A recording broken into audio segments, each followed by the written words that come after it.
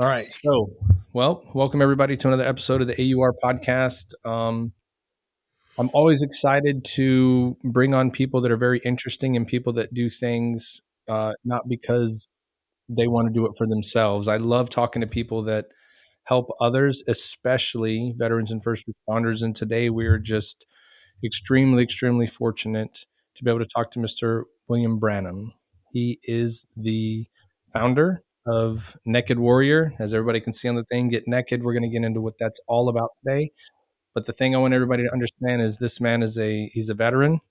He's a combat veteran. He's one of the main guys in the front lines that helped defend our freedom for 26 or 27 years, if I read it correctly. 26 years, yeah.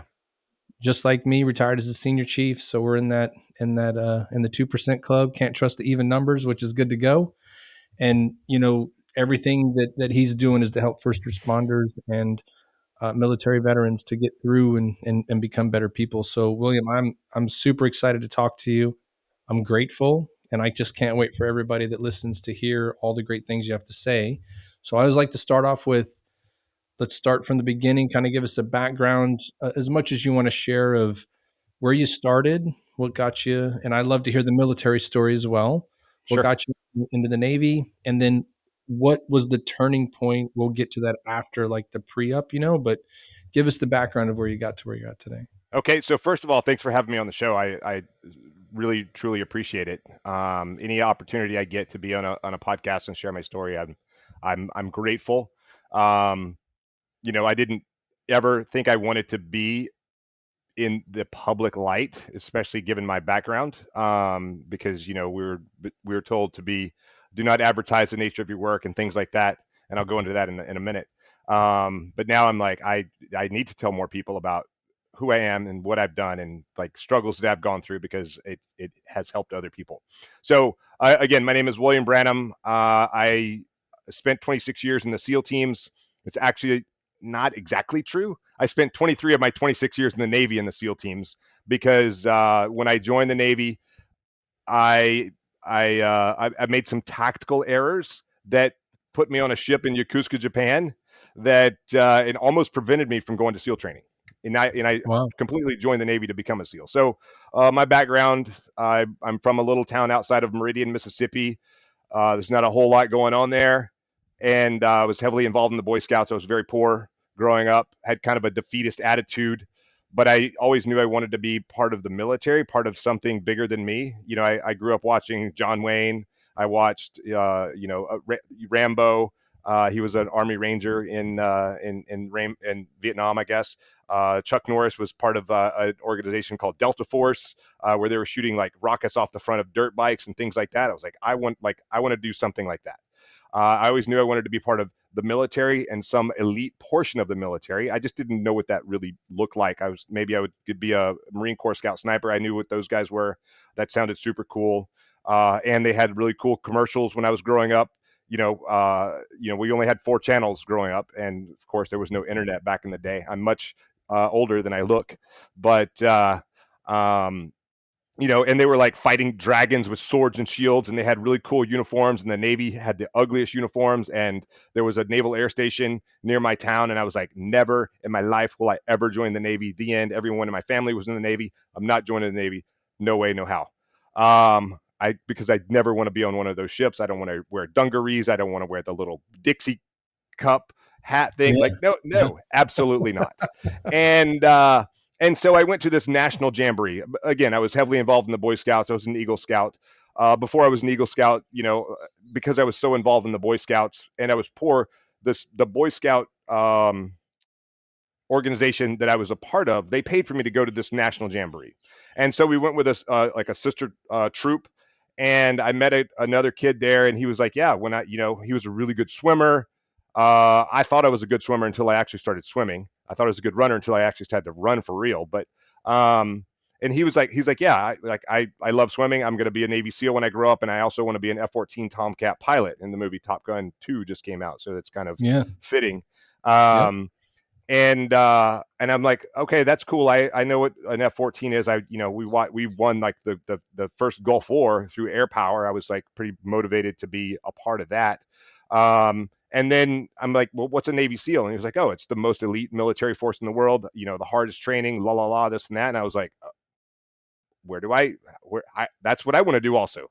Like, I want to be, I could never imagine, from like Civil War, before pre-Civil War, guys getting online in a field and like shooting back and forth at one another, like that just like blew my mind. I'm like, who would do that?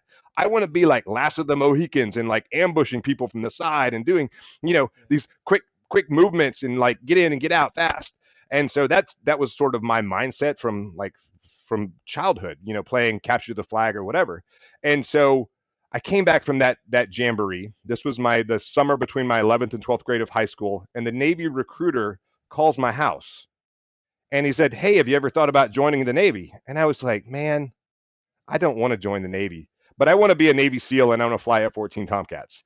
And so he's like, "Check. Come on down here to the recruiting center. Yeah. Let's have a conversation." And Today's your lucky they day. showed me a video. It was terrible, like, but it was the coolest thing I've ever seen.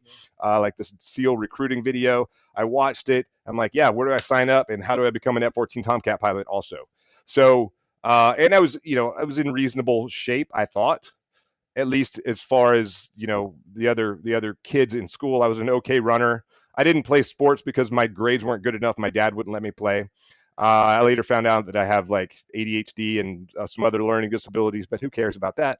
I just thought I was not that smart of a kid, and I had to learn other ways. I had to work harder, and that was like a reoccurring theme pretty much my entire life. Is I feel like I have to work harder than everyone else around me, and that's okay once I accepted that, but I wasn't that accepting of it because it just seemed like everyone else, it was like life was easy for everyone else. So I joined the Sure. Navy in the delayed entry program. I graduated high school, off to boot camp. I took the SEAL screening test, and the problem that I had with it, like I was like I think one of the first people out of the water on the swim, and then it was like swim, push-ups, pull-ups, sit-ups, and a run. And I did the swim no problem. I started doing the push-ups, and the minimum score is 52. And the problem that I had was I was shooting for the minimum score, not whatever the maximum that I could possibly do. So I did like 35 push-ups. I was like, oh, I don't think I can do anymore. I don't think I can get to 52. And uh, and so I failed it the first time I took it. And then I, finished boot camp, and then I went to A school. I was a gunner's mate, and because my dad wanted me to be involved in electronics because he thought that was the future. And so I was like, gunner's mates, guns, that sounds cool. It has really almost nothing to do with guns or small arms. But in 6 months of school, we did like 5 days of small arms, and we didn't really barely touch them at that point. And then I should have gone and taken the SEAL screening test again while I was in that A school, but I didn't. We got towards the end of Gunner's Mate A school, and I was like, okay, I'll take the.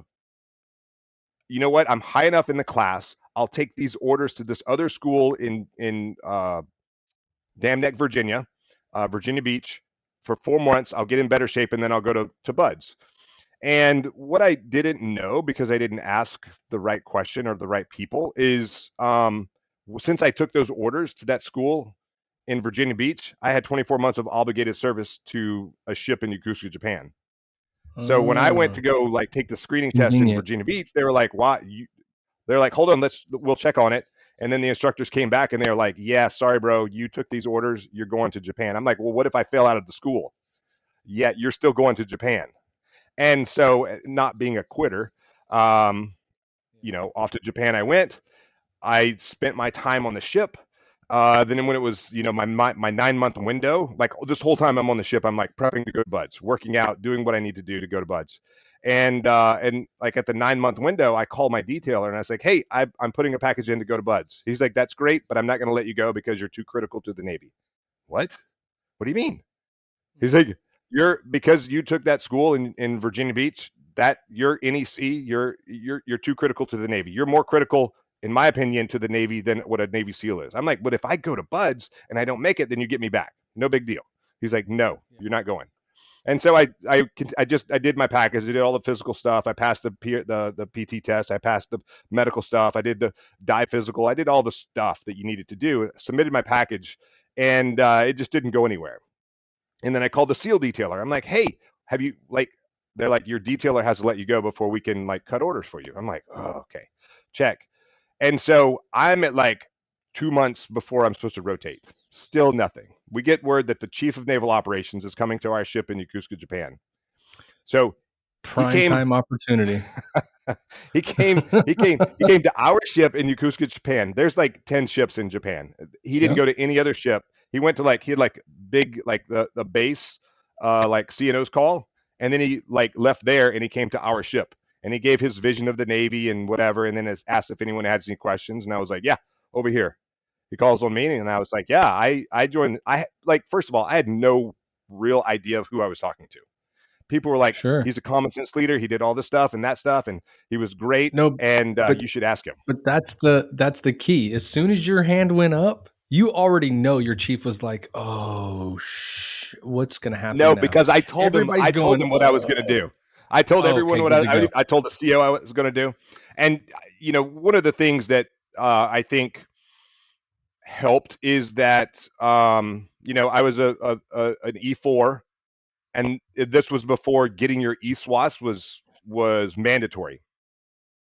So as an E4, I got my ESWAS pin, and I dude, I wore that. I probably wore that thing more proud than I wore my Trident when I eventually became a SEAL. Because when I got it, it wasn't mandatory, and there were chiefs and senior chiefs that didn't have theirs, and I was like, dude, look at me. Yeah, yeah.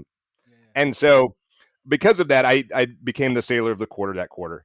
But so I raised my hand. I'm like, yeah, I joined the Navy to become a Navy SEAL. I think I deserve a chance to go, but my detailer won't let me go. I totally threw that guy under the bus. He says I'm too critical. I think I deserve a chance to go. What do you think? He turns to my commanding officer, who I had already briefed that I was going to Yeah. ask the question, and he's like, okay, go for it. And turns to my commanding officer and he says, is he a good guy? And my CEO says, yeah, he was a sailor of the quarter this quarter, which for like your listeners that may or may not know this, it's like employee of the month or employee of the quarter. And so he's like, turns back to me. He's like, check, you'll be in the first class after your PRD, which is planned rotational date. 6 weeks later, I'm off to California. So after the CNO's call, the MacPon came down and he took my social and he was like, yeah, the easy part's done. I tried it. It wasn't for me. Good luck. And so that was pretty cool. I was like, oh, I met someone else who's been to SEAL training and didn't make it. So Yeah. I have to make it. Like they're like to me, like Yeah. everyone was like depending on me to make it for whatever reason, and it was amazing like how many people told me that I would never make it. And I'm like, well, I didn't show up to not make it, so I I'm just gonna go. And so I got there. I found out that I suck at running in the sand, in the soft sand for sure. I pretty much suck at running. Period. I'm not a great swimmer, but I'll get there. And it was really hard, but I expected that, and it was supposed to be hard. So I eventually graduated. Buds is 6 months long, and it took me a short 13 months to graduate that block of training.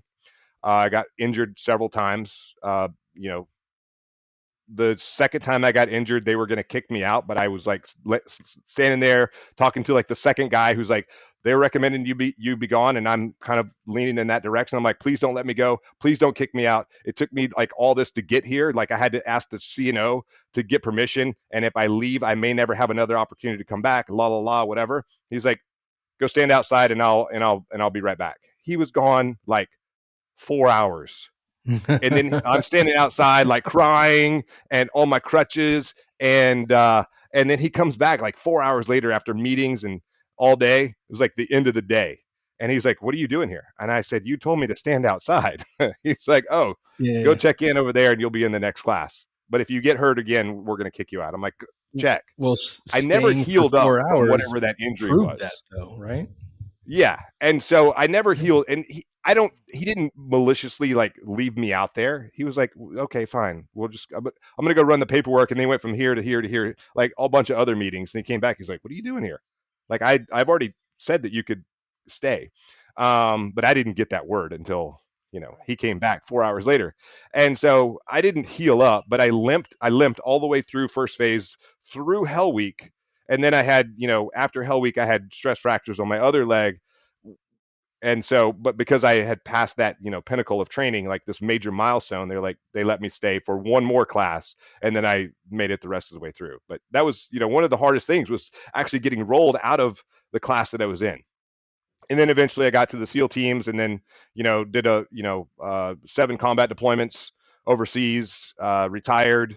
Um, retirement, I like to say, is like the hardest military mission I've ever been on I because, agree. while I'm in the military, like I know what my mission is, I know what my purpose is, and I know who my team is. Like the second that I retired, like I was really in denial all the way up until the end. I'm like returning emails on my BlackBerry on projects that I'm working on like the day before I retire. And at some point, I'm Yeah. like, I guess you guys need this BlackBerry back. And so I'm like, okay, last email send. And then I retired, and then I was like, what? What? Like it was for me. It was kind of like the movie The Avengers, where Thanos like snaps his fingers with the Yep. rocks or things, and like half the world's population goes away. It was kind of like that for me. I was like, Yeah. I had a mission, I had a purpose, I had a team, I knew what my value was, and immediately all of that was gone, like Well, I mean, overnight. And I was that's interesting because I don't think it matters who you talk to, right? Like everything you just said on getting out, right? yeah, I'm like, yep, I was there. I was naive too. I did the certain job I did in the military. We talked to people. I did a recruiting, and being a Navy SEAL. I mean, that's the pinnacle of as a recruiter. Even like that is the hardest job for us to fill in the Navy because it takes a sure. special person to do it.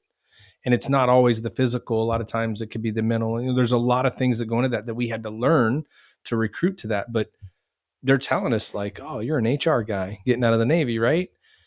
And then I applied for HR jobs, and they were like, yeah, no, you're not qualified. I'm like, what do you mean? The Navy told me I was qualified to do this, but they prepared me to do my job well, but they didn't prepare me to get out.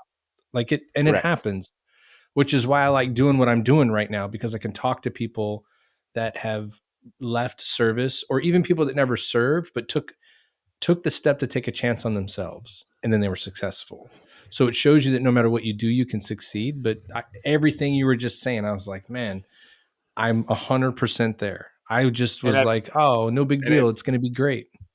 Yeah, and I've had this conversation with several people a lot more recently. And I was asked like, what services does the military provide you for getting out? I'm like, it's a one Taps. week class of like how to write a resume and how to do a budget. Like Yeah. there's not much else that comes out of that. Yep. Where Yep. on the other side of it, when they bring you in, there's this entire indoctrination process, boot camp, you know, Yep. assimilation, and then they're training you, they're mentoring you, they're teaching you, they're giving you the path on like what they are expecting you and how to do it. All you got to do is Yep. follow orders and like show up on time and do your job. You're going to be successful in the military. They don't prepare you to get out. There's like everyone leaves. It's like everyone is born, everyone dies. Well, no one Yeah. really Yeah. prepares you to die. It, No one ever it's the really prepares you to inevitable get out of the ending. military. Like, what's your Yep. next thing? What's the next? Yeah. And for people who are, maybe career military people, some of them are just like, I'm good. I'm gonna like retire and like do what I'm not like a retire and like sit around kind of guy. I mean, Me retirement either. E8 pay at 26 years is not very much money. It's like beer money, like a Yeah. little like whatever. Like Yeah. it Yeah. doesn't even really barely get groceries or gas I nowadays. think that most people are naive though. I think that that's kind of the thing, right? You join the military, you do your career, you serve your country, and you do in each facet of what we did to serve our country, we all did it in a certain way. But I think that most people that get to that point, there was always the talk, right? Oh man, if you get to 10, you got to go to 20. And once you Right. get to 20, there's some cases where people like, if you get to 20, you got to go to 30. Like I retired because I wasn't willing to do what I knew I needed to do to be a master chief. Like Yep. I was like, I'm done. I'm done. I can't do that. Like I'm I'm not too far politically correct gone. enough to And be a master chief. Yeah. yeah. And so I for me, yeah. it was that writing on the wall, kind of like an athlete, where an athlete will tell you, I know when it's time to hang it up. Like I knew it's time to go. If I don't have the drive to go forward, and what we did in the Navy as senior chiefs and master chiefs, like it's the mid range of there, you're developing people below you, you're developing the leadership of the Navy. Yep. And if you don't have the drive and the excitement to go to the next level, it's time to go. Yep. And so as I come out, it's amazing to see, how much different it is out here. Like you said earlier, I wasn't joining the Navy because of the uniforms and all that other stuff, right? Well, I told everybody I was never joining the military, and I was a military kid. I mean, I went to MEPS and told the detailer when I decided to join. I'm like, hey man, Yeah, I want to join the Navy. Like, what do you want to do? I said, I'll do anything you got as long as it doesn't go on a ship. The guy was like, wait a minute, dude, you know you're here to join the Navy, right? I'm like, yeah, but I That's don't what want to the go on a Navy ship. does. Yeah, that's all the Navy Yeah, cares about. The yeah. big gray So they things showed floating out in the water. me, yeah, they showed me the job card for EO, CBs. And they were like, I was reading the card, and then I don't even, I think I had Cook MS and I had a couple of others. And I was looking at them, and I looked at that CB card, and I was like, 75% land, 25% sea duty for a 20-year career. I'll take it.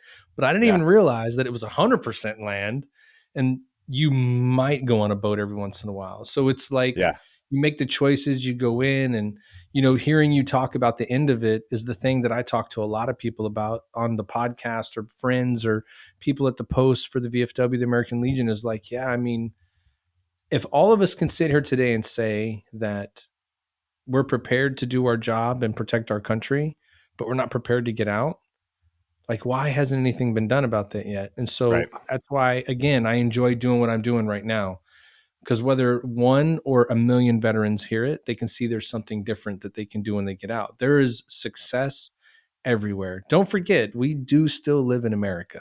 There is such thing as the American dream. And I It mean, is. you coming from being in the Navy to getting out, you're on the other side of that American dream right now, right? Entrepreneurship and owning a company. But further from that, something that really helps people. So what what led you to, once you got out, deciding that doing something in the CDB space was the way that you wanted to go? So I have I like to say that I have a lot of baggage. I have baggage from occupational hazards. I have baggage from not so awesome relationships. I have baggage from childhood trauma, whatever it is. We all have baggage, every one of us. And it's how we kind of manage it and deal with it is sort of how we turn out, I guess, and how we, what some sort of habits that we have.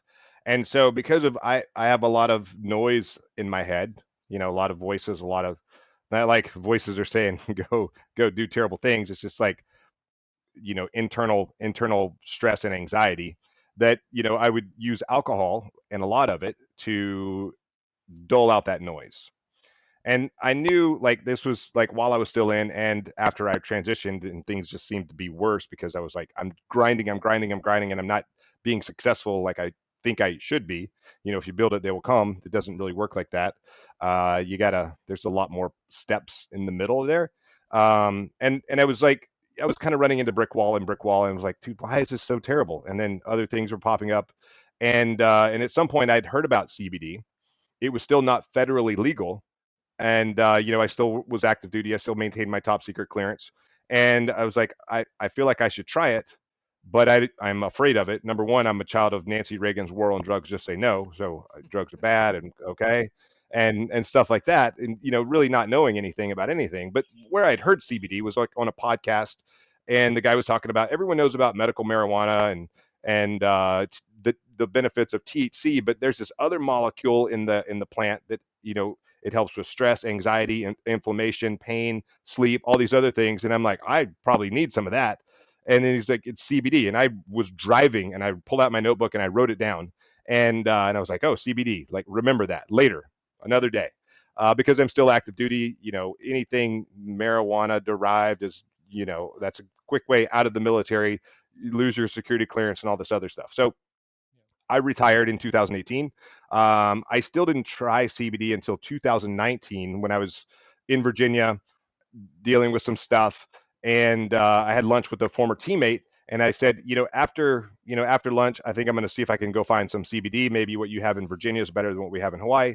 And so he's like, if you want CBD, I've got some at home. He's like a Instagram influencer, so a company had sent him some stuff. So he gave me a bottle, and I tried it, and I didn't notice anything really at all.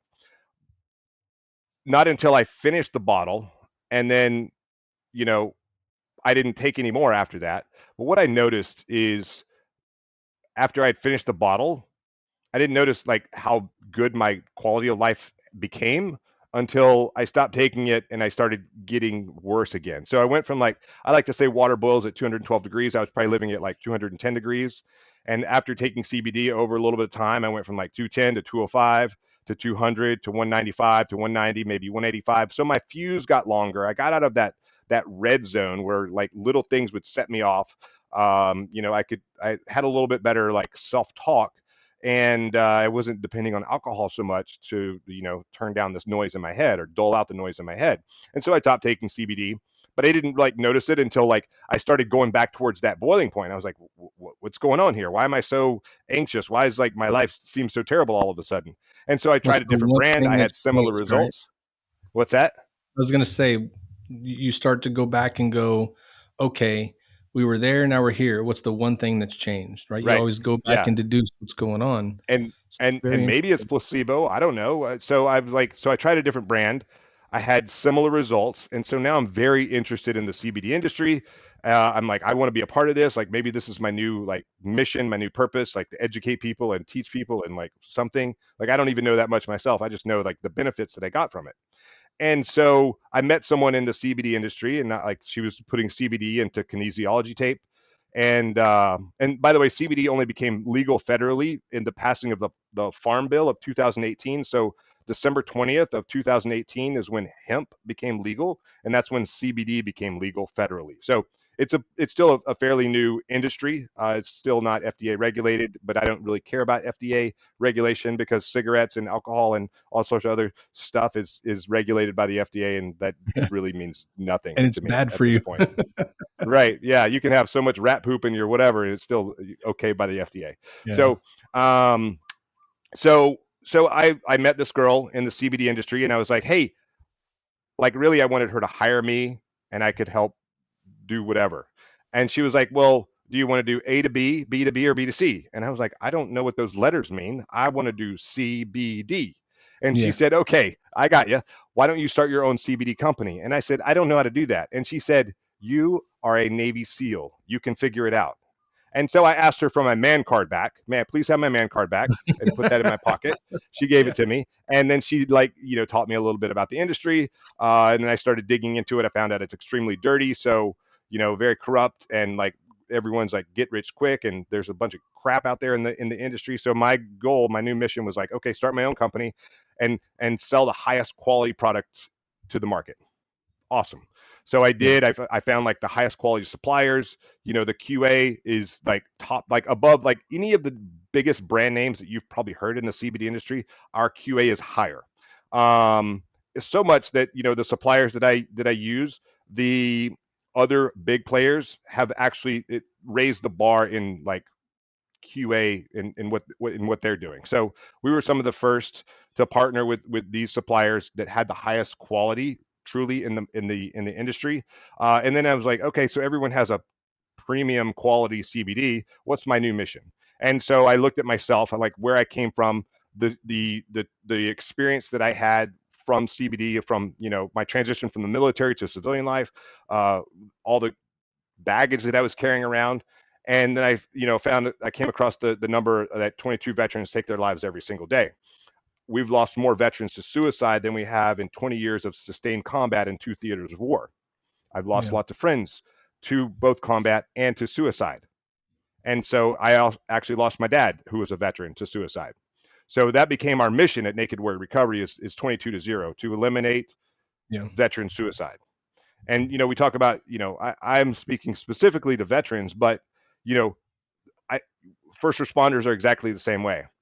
I couldn't, like a year or two ago, there's no way I could do that job. I would be, yeah, I couldn't do it because of the things I was seeing in the media, and like things that my friends who were first responders were experiencing in the street. I was like, bro, I couldn't do it. I would not be able to. Yeah. So that's really what we're doing. CBD was a modality that helped me. It's a modality that has helped everyone. Like not every, it doesn't help everyone. Sometimes you have to like want it a little bit or be a little bit self-aware. Like I didn't notice anything when I was taking it the first time. Now I notice it when I don't take it. That's really where it kind of came up. It was like, Well, I mean, it's is like that it's not what you feel, it's what you don't feel anymore.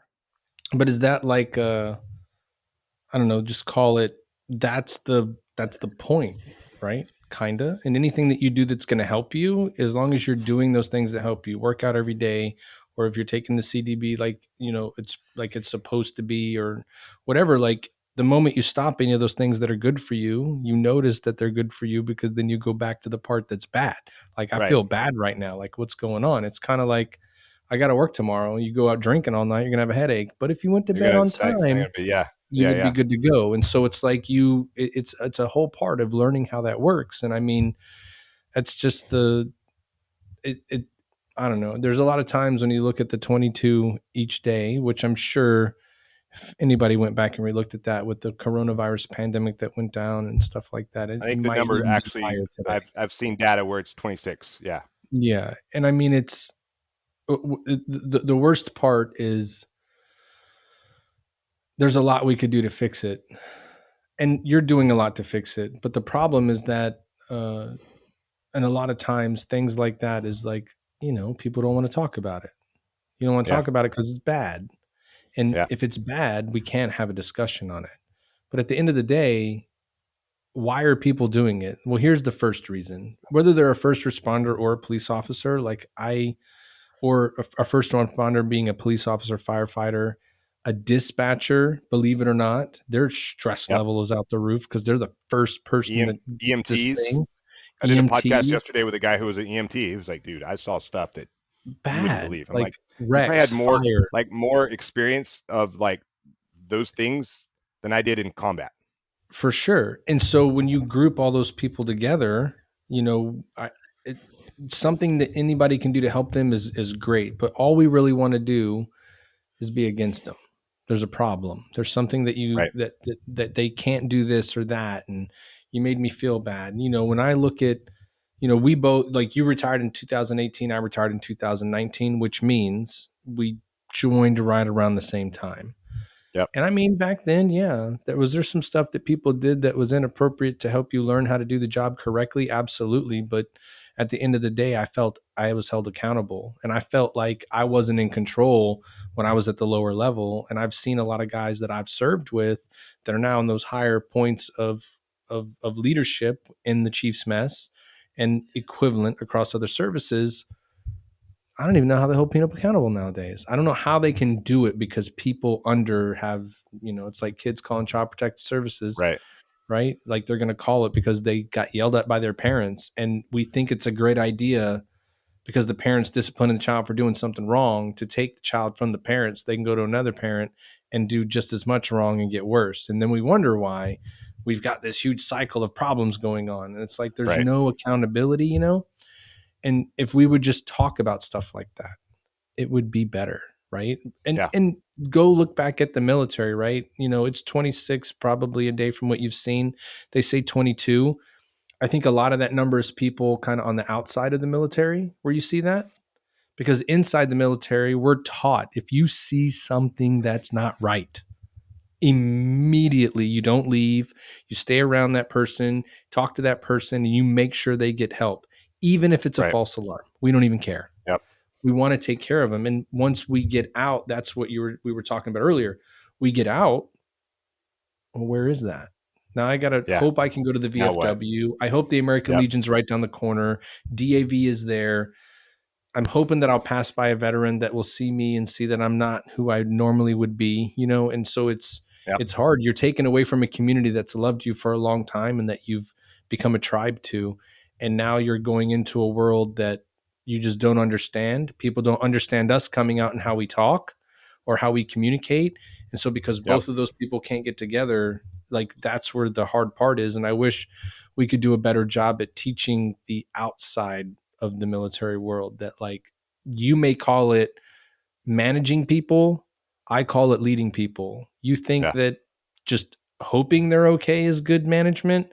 Me making sure they're okay and asking if everything's okay at home and are you on a good track and do you feel okay today? Is there anything I can do to help you out? That intrusive leadership is what I learned. Yep. That's how I took Yep. care of people. And Intrusive so it's leadership, hard backplate for leadership. Yeah. yeah, it's hard to see the opposite of that when you get out and go, man, this person is this high up here and they don't care. Like, I don't understand. You Right. know, it's it's it's confusing, Yeah. It. but Yeah, I agree. And there's no guidance or direction. The the other thing yeah, about getting out of the military is no one's holding you accountable anymore. I know. So you have to lead yourself. You have Believe to it or not, that keep yourself sucks. accountable. Yeah, It it does. sucks. And I was sort of the same way, and I was trying to build a business, and it was not the CBD business. It was another thing, and I was like, I just want to go surfing. All I want to Yep. do is surf right now. And that was, even though that was a healthy thing for me to do mentally and physically, it was not a healthy thing for me to do mentally for my company, which Yeah. affected my physicalness. And but I also didn't have the education. Like they don't, number one, they don't teach you how to run a business in the military. They kind of like, you have a budget and you can maybe sort of buy some pens and pencils or whatever, maybe Yeah. some new equipment, or this is how much your travel budget is, go what, manage a budget sort of. I pass that off to the JOs and let them, all right, how much do we have? Let's, okay, and then we manage it from there. Yeah. Do it like when it's all you and nothing, like, what? How? Yeah. No, Like, yeah. no one taught marketing, no one taught sales, no one taught any of that stuff in the military. They kind of Yeah. did. When I go back and look at it, they kind of did. Like, if we want to go do Sure. a mission, you have to sell that mission. If you want a new piece of equipment, you have to sell why that equipment is, like, why the command needs to spend a bunch of money to buy this thing, Yeah. widget or whatever So it is. briefings is marketing, right? Yep. We just don't realize, like, you spend up hours building this presentation on why what you want to do is a good idea Yeah. because you're like, it's going to work. But you're right. And that's what I meant earlier about, like, your management is our leadership and your marketing is our briefing. And we're Yeah. speaking the same language. We can do the same thing. There was just no one like showing me Yeah. the path to get there. They Yep. they indoctrinate us bringing us in, but they don't indoctrinate us, like, Oh, and it's sending us like they out. give And you like, the free flow reign when you're in, like, when you're in that in the mess, right? Like, you're leading change, like you're helping below, you're helping above, and you're yep, pushing the Navy forward. And if you've got some good chiefs in the mess and they've got great ideas and they've got great, uh power behind what they're doing, or motivation, the Navy's like, all right, go, go do it. And go. then it comes out and it changes and you've helped things. And you know, I realized really quick it's not the way to roll on the outside. You start getting motivated and stuff like that, then you start to see the real lack of teamwork and family that's Yeah, not in the military, because you hear down the road, not, and again, the problem is that I don't care if you recognize my idea. I don't care if I get an award. I don't care if I get a shout out. But what I do care is that somebody that has nothing to do with it or has, malicious intent takes credit for all the stuff that we just right. built together in this room because they want job security. Like, Yeah, really? Like, you're that yeah. hard up, that's the And that part was that frustrates me. one of the biggest lessons I learned in the military, or in the Navy specifically, was, as a leader, my job, and a lot of people didn't agree with it until they saw it later, was to train my replacement. Yep. My job as a leader is to train my replacement. Like, I need to train myself out of a job, Yep. because when I'm replaceable, now there's another job over here for me. I just And talked about the same thing a couple days ago on another podcast I recorded, and it was with someone that was never in the military. It was an entrepreneur that built her own business, and as she was talking about how she built it, and then having to trust people around her to help her, I was like, "Oh, all you're doing is just training people to yeah, replace you." And at yeah, first, she was like, "But I don't want nobody to replace me." I'm like, "Yes, you yes, do." yes, you do. Because if Yeah, they replace you, now how much time do you have to go after the bigger yep, things that are ahead of you, 100%. But that's right? like that. That's that. And we don't talk. We certainly don't talk about it in the military. It's not in the SEAL teams for sure, because we're we're forward leaning and we're always like pushing the Yeah. envelope. But I've, because I do coaching in the corporate world now on mindset and leadership and things like that. There's so many people that it's that scarcity mindset. Like, if I, and that was like the conversation that you just had. You're like, if I train someone to replace me, what's my value now? Well, your value is you're really good at training people to replace your job, and you can now move up in the organization, or now you can, like, focus Yep. your time. You, like, these people are taking like 80% of your workload, so you can focus on, take that 80% and focus it over here. Like, You in can the corporate world or leadership world, when I'm training like corporate leaders, I'm like, yeah, that whole decentralized command and control that we do in the military. Like I train someone how to do this thing and I say, go get it. And if you need help, let me know and have that good two-way communication. But once I've trained you on how to go do that, I don't have to like micromanage you. You go Yep. do that and I can focus on like the big picture of things. Yep. After you've shown me once or twice you got it, now I'm just Yeah. waiting to see the report come in and I never ask about it again. And people are like, "You Yeah. do that?" Like, yeah, like he knows what he's doing. Why would I sit here and watch him do it, ask him how he's doing it, make sure he does it, and then still have to go do my job? No, no, no, no. He's got Right. it. I can go do But this. Now I can help everybody. yeah, and it's amazing. Like we get it, but there are so many people out there. They're like, no, no, my like I need all the like it's um like I guess kind of like a Napoleon syndrome. Like I'm small person syndrome. Like I need to like show everyone like how awesome I am because I actually have low self esteem my own self. Well, I think it's they're creating a single point of failure. Like without Yeah. me, none of you would be able to do anything. Yes.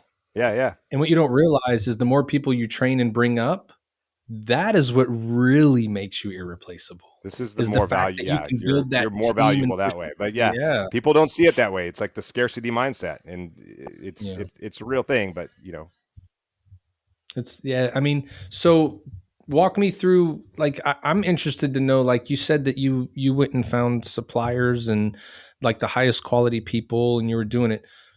Can you walk like us and everybody through like cuz I like to hear the journey to get here, right? Like how did you go out and find these people? How did you like what was the process to figure out this is how we want to do it, this is what we're going to make, like the creative yeah. process behind that as much as you can share because I'm sure there's a lot that you can't, but I mean, Well, I started with Google, how to start a CBD company, like late at night, whatever, and I was like, well, if I'm going to do this, I need to figure it out. So, Google, Professor Google, how do you start a CBD company?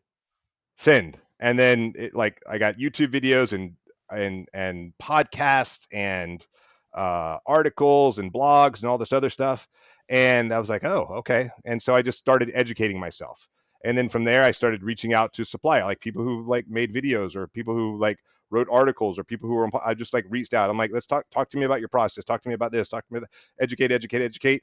And then from there I was able to like, okay, then I was smart enough to ask hard questions. Do you do this? Do you do this? What kind of extraction do you use? Do you use like all these other things? And they were like, this is why. And so when we create something, um, our products, we do not only do we test the oil that comes out of the plant when it first comes out at an independent third party lab to make sure that it doesn't have any toxins, it doesn't have any heavy metals, mercury, arsenic, lead, things like that, any pesticides, it doesn't have any like mold or mildew or anything like that. Then we convert it into a product, whether it's a tincture that you put under your tongue, a pet treat, topical, a pill, whatever it is, and then we test it again on the backside of it to make sure that there was no contamination that happened somewhere in the manufacturing process, and also to make sure that what what we put on the label is what you're putting in your body, because if you can audit almost any CBD company out there, and very few will put the independent lab testing on their website. And most of them, they will only put like one, like they did independent lab testing a once good upon one. a time, and it's A not even good a one. product that they're carrying. Like we do every single product, every single batch of product. So, and I have been a little lazy on updating, keeping the website super up to date, but we do a QR code on every product, and you can scan the QR code, put the lot number of what you have in there on in the website, and you can see all the independent lab third party tests that have been done and what is actually in the product that you're taking. And if there's a product, we get something. So our energy drink is really one of the hardest things that we do, because it's like getting the formulation to be perfect in every single packet or every single thing. It doesn't always work out. So then we end up having to scrap like a bunch of products that it's mostly good, but it doesn't have exactly what we say it has in it. So we end up scrapping it. So that just one of the things that sets us apart, where other companies, and I've seen them do it because I know people in the companies, I know people in the industry, and they're like, yeah, we just go ahead and sell it anyway. We sell it at a discount So, saying it doesn't have this or that or whatever. And we don't do that. We just like only, we only say if we only sell what we say we're selling. The end. no, but I mean that's great because that shows people that you carry the same thing that you one wanted to be a part of as a young man, Right. became a part of as a young man, blood, sweat, and teared for alongside many great people, and then come out on the back end to just go against all that. You still Right. continue to do it today, Right. and it's It's just integrity. amazing. Yeah, you have it, you have it, and no, and again, joining the Navy, really young in the Navy, my first chief told me there's only two things people can take from you, son: your life and your integrity. That's it. Yeah. They can take those two because your life can be taken, your integrity can be taken, but everything else you control how that runs out, right? How you react to Yep. something, or the answer you give, the effort you put into something, or whatever it is. Like your life can be taken, it just can, and your integrity. Those two things you kind of don't have a control of because they're going to happen, right? But you have to make sure that you keep the highest amount of that. So as long as you keep your integrity intact, nobody, they can't mess with it. And so I think that the hardest thing that I see is, when you read through all these things, right? You guys have an independent testing for everything that you do. Yep. Who else is going to do that? I think a Yeah. lot of people think that's too much work. Yeah. And it costs money to do that. And Yeah. what if, it doesn't turn out the way that we wanted it to? What are you going to do with the product then? And then the Then the you're, willingness you're to get asking rid of it and those not sell questions, it. right? Oh my gosh. Yeah. Yeah. It's So truly a picture of you're not out there just to make money off of something. It's yeah, showing that you 100%. want people to have the right thing that are going to give them the right results. And if you didn't care about that, then you just sell it. But the fact something like this that I'm sure is very expensive to produce, it hurts probably to get rid of it. It hurts, Oh, but 100%. Yeah. I mean, it hurts more if it's not what yeah. it's intended to I, be. I won't share some of the numbers, but yeah, some of the numbers are kind of big, and I was like, oh, Probably get a okay, lot of people indigestion. right, yeah, yeah, and So for like it's yeah yeah, so going for forward, bootstrapping it over here. from where you're at now, what are some of the things that you guys are doing now, like maybe that's around the country or things that people can be a part of? Is there any way that, let's say someone doesn't necessarily want to use the product, can they still help you guys? Can they still donate to maybe some things that you guys are a part of? Like how can people help even if they can't, or don't want to anyway purchase the product? I would say first of all just spread the word, share it like I have a lot of custom. I just ran out of some super greens that I have that I was selling for a while. I have more later because not everyone's into CBD, but they're like into health and wellness and things like that. But also the other side of the Naked Warrior is I have a coaching leadership mindset, a company where I get on stage and I speak about how CBD helped me, and I talk about the get naked mindset, and I have to go quickly because I have a coaching call plenty enough, like in like 5 minutes. So I have to go. I'll go Understand. really quickly on this piece of it because my calendar owns me, and my Yeah. calendar just told me like you got to go. But so I have what I call the get naked mindset, and really what that is about.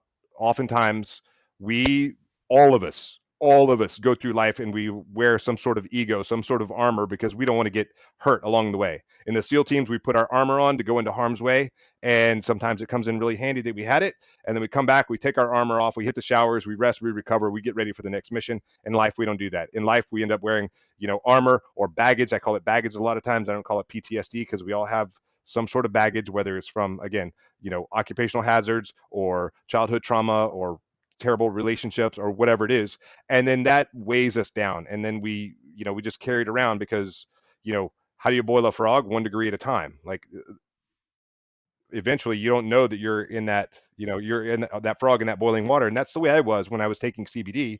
Like in the beginning, I was like, I didn't like it comes on gradual, and then all of a sudden we're like, we have no idea how terrible the world is around us until we get some relief.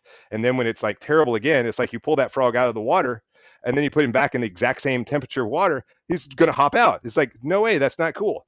And Yeah. the same thing was, it happens to us when but we have to be willing to like take that ego off, take that armor off, take that baggage off in order to find, to become vulnerable, to find some of that healing that we need. And so that's part of Get Naked mindset. And naked is also a an acronym, and the acronym is naked, and it stands for never quit, accept failure. The K is kill mediocrity, the E is expose your fears, and the D is do the work.